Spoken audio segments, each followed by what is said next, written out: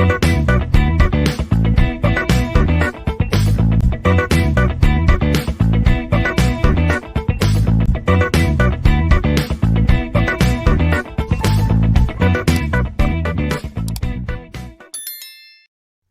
students, in the present session I'll cover iSCSI protocol stack. So SCSI is a command protocol that works at the application layers of OSI model. So the initiator and the target uses SCSI commands and response to talk to each other. So the initiator and the target device, whichever used within the SCSI communication, which uses the SCSI commands in order to respond as well as in order to communicate with each other.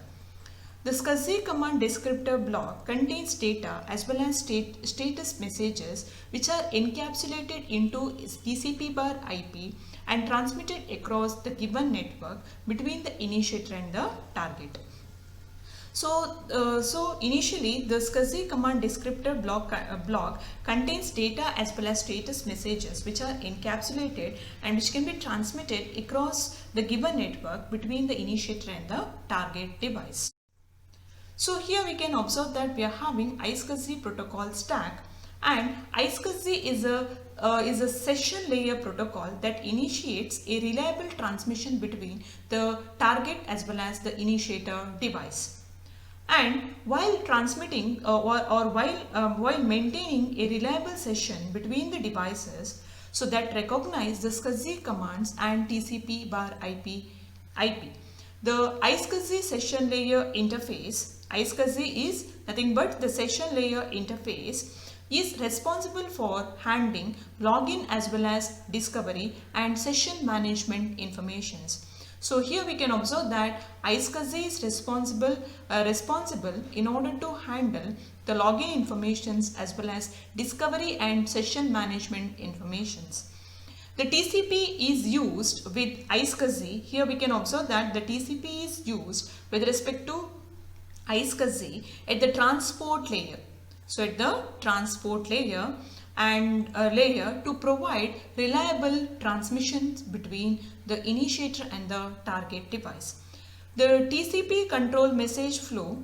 So TCP controls message flow as well as windowing and error recovery and retransmission. So during the occurrence of any error, so this transport layer protocol, that is TCP, will manage to identify the occurrence of errors as well as after rectifying the errors, after correcting the errors, the respective informations need to be retransmitted. So that is the task of TCP layer. So it relies upon the network layer of the OSI model to provide global addressing and connectivity. So the iSCSI is relied on the network layer to provide global addressing and connectivity. So here the informations can be transmitted in terms of packets. The OSI layer 2 protocols at the data link layer of this model enables node-to-node communication through the physical network. So this is node-to-node communication between the physical network. So this is how exactly iSCSI protocol stack looks like. So we are having the one single initiator model as well as the target model, how exactly the commands, data, login and discovery informations, window and segments, packets and frames can be exchanged between the iSCSI initiator and the target with respect to different layers. So here we can observe that we are having iSCSI PDU, which consisting of different protocols like Ethernet, IP, TCP, iSCSI, SCSI and the data. So the simple iSCSI protocol stack looks like a single initiator block and the target which is connected through the network, and we are having the topmost protocol is SCSI, the iSCSI, TCP, IP security and the link control between the target and the initiator. So these are the different layers present within initiator as well as the target with respect to iSCSI protocol stack. So next we'll take iSCSI PDU, Protocol Data Unit. The iSCSI PDU consisting of Ethernet header, IP header, TCP header, iSCSI header, iSCSI data and Ethernet trailer. So we can have a single TCP segment within iSCSI PDU. So that is combination of TCP header, iSCSI header and iSCSI data. So that is nothing but our TCP header, to which we can add IP header so that we can construct IP datagram. So finally, from the Ethernet header, if you are considering all the informations together till the Ethernet trailer, it becomes the Ethernet frame structure. So next take SCSI to iSCSI mapping. How we can map SCSI to iSCSI. So as shown in the figure, each iSCSI PDU does not correspond in a one-to-one relationship with an IP packet. So this is the IP packet. So these are nothing but IP packets and these are nothing but iSCSI PDUs. But there is no one-to-one relationship between iSCSI PDU and the IP packets. Depending on its size, an iSCSI PDU can span an IP packet over even coexist with another PDU in the same packet. So here sometimes what happens is iSCSI PDU alignment with the packet varies. So iSCSI PDU alignment may vary with respect to the packets. So here what happens is, so if the alignment varies means obviously I can say that an iSCSI PDU can span an IP packet and also it may exist with the another PDU also. So iSCSI PDU may exist with the another PDU within the same packet. Therefore, each IP packet and Ethernet frame can be used more efficiently because lesser packets and frames are required to transmit the SCSI informations. So I can combine more than one packet within iSCSI PDU so that I can have lesser number of packets as well as frames are required to transmit the SCSI informations. So next comes iSCSI discovery.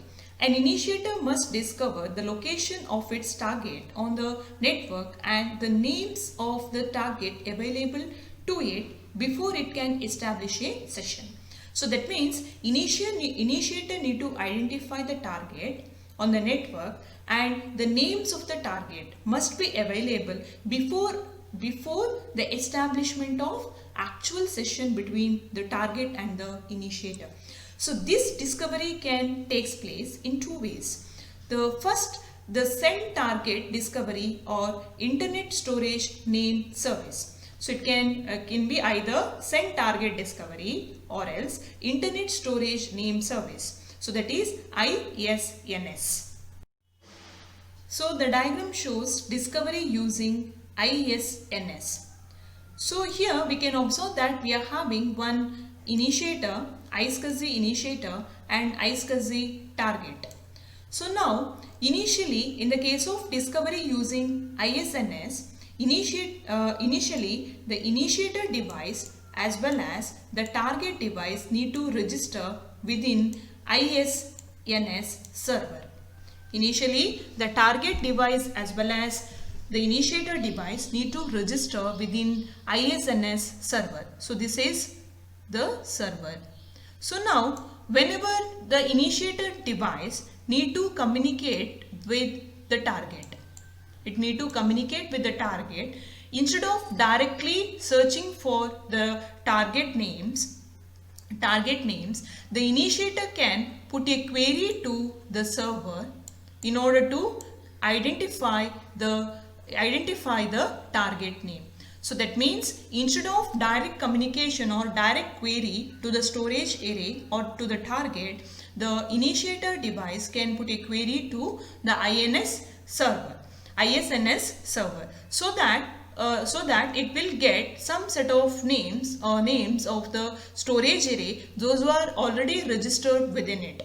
So the the target device, if it is already registered within ISNS that is ISNS server, the initiator can communicate with the storage. So that is how the discovery of the target can be done using ISNS server. Internet Storage Name Service enables automatic discovery of iSCSI devices on an IP network. The initiator and the target can be configured automatically so they can register themselves with ISNS server. Whenever an initiator wants to know the target that it can access, so it can put a query to the server for a list of available targets. The discovery can also take place by using a protocol called as Service Location Protocol. Using a protocol called as Service Location Protocol. However, this is less commonly used than Send Target Discovery and ISNS server. So next is iSCSI names. So we can make use of two types of iSCSI names which are commonly used. The first one is iSCSI qualified names and the second one is extended unique identifier. The iSCSI qualified names, in this case, an organization will maintain their own registered domain name to generate iSCSI qualified names. So, if you are maintaining, the organizations are maintaining a registered domain name to generate iSCSI qualified name so that we can prevent another organizations from using the same domain name to generate iSCSI names. So if the organizations are maintaining iSCSI qualified names, so that it's the domain name is owned by an organization, so that the iSCSI qualified names or IQNs can prevent the other organizations from using the domain name to generate the iSCSI names. A date is included in the name to avoid potential conflicts caused by the transfer of domain names. The second one is Extended Unique Identifier or EUI. An Extended Unit Identifier is a globally unique identifier based on the standard IEEE EUI 64 naming standard. So this is one example for EUI, which is followed by a prefix of 16 characters which is given in hexadecimal value. So next is iSCSI session. Here we can observe that we are having one session over here and the other session over here. So these sessions may contain multiple logical connections within it. From the host perspective, the session might also be thought of in terms of paths between the initiator and the target. So this session also contains the actual path between the initiator and the target. Having multiple connections per session enables the aggregation of bandwidth and can also provide load balancing. So if you are having multiple connections per session, so multiple connections within the single session which may enables the aggregation of bandwidth. So how to combine the bandwidth as well as it will provide the load balancing. The session can be intended for one of the following tasks. The discovery of the available targets by the initiator and the location of a specific target on the network. So the established session with respect to iSCSI may be used in order to identify the available target by the initiator device and the location of the specific target within the network. So the normal operation of iSCSI is the transferring data between the initiators and the target. There might be one or more TCP connections within each sessions. So during normal operations, we have to exchange the data between the obviously between the target as well as the initiator. So there might be one or more TCP connections within each session.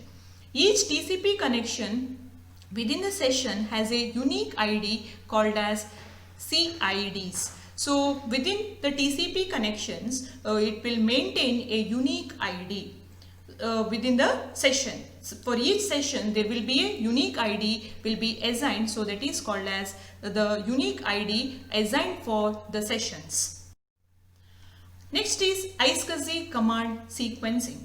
The iSCSI communication between the initiator and the target is based on the request and respond command sequence. So that means always the iSCSI communication works with the initiator and the target request and response sequence. That means request and respond command sequence. A command sequence may generate multiple PDUs, that is protocol data units. So whenever the initiator is requesting the target, so at that instant we'll be having n number of commands, that means the request command as well as respond commands. So those command sequence may generate multiple protocol data units. The command sequence number within an iSCSI session is used for numbering all initiator to target command PDUs belonging to the sessions. So that means a command sequence number will use the command sequence number within the iSCSI session. We'll be having one or more sessions. So we'll use command sequence number within each different command sequence numbers within each sessions is used for numbering all initiator to target commands.